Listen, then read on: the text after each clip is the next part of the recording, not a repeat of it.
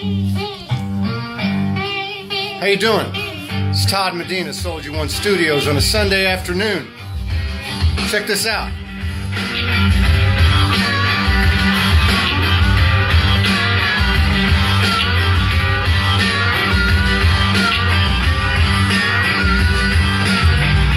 It's a man named R.L. Burnside, American blues pioneer, comes from a family of blues musicians.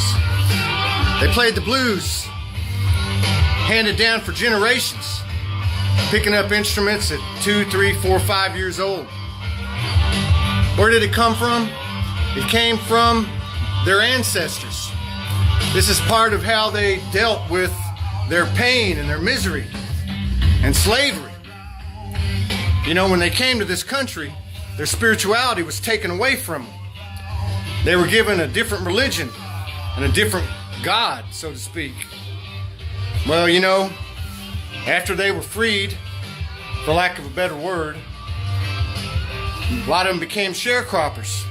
And the way they dealt with their life, the misery and the pain and the limitations of their life, was through their spirituality. Now, you know, on Sundays they went to church. We're not going to deny that.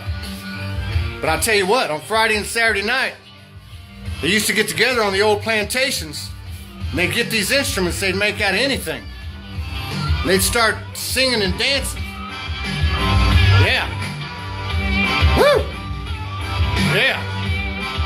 They start shaking the soul's ass. That's spirituality. I tell you what, that stuff went deeper for them than that church on Sunday. You know? Here they were worshiping a man-made God. Not that there's not a one power, because you know I believe there is. But they were worshiping this man-made religious icon that was given to them by the same people who gave them that good book, the same people who took them away from their homeland, took away their spirituality, and took away their freedom. They enslaved them and then tried to save them. My point is the music did more to save them and keep them in their roots than anything else. And the same holds true for everybody else, because we're all the same. Absolutely. What was enslavement and for my people, the Mexicans, having land taken away, and anyone else that's had any type of suffering in their lineage? What is all that? It's the matrix. That's all it is. It's the matrix. It was either Plato or Socrates that said, the more I know, the less I know. So everything is a simple, profound truth. A lot doesn't need to be said. When we look at the matrix, it's the same way. With the matrix, it's anything outside of ourselves, anything that takes us away from the belief that we are divinity.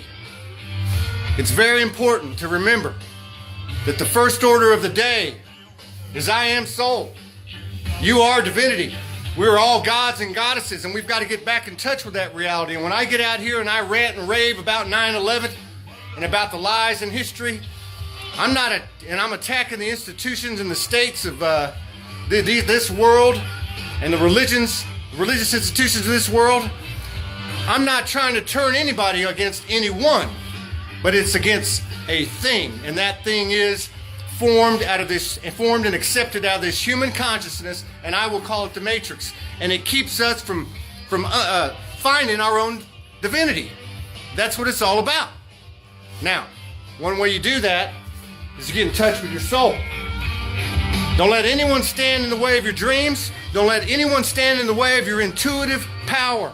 If something feels right, get out there and do it, because it'll take you home. Here you go, baby. Yeah. Now, let me show you how I do it. Ready? Woo!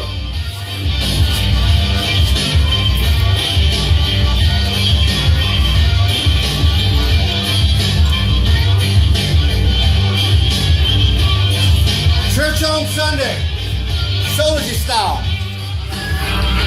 Make sure you stay in touch with your soul. Wishing you peace, power, protection, and big ass love. This is Todd Medina.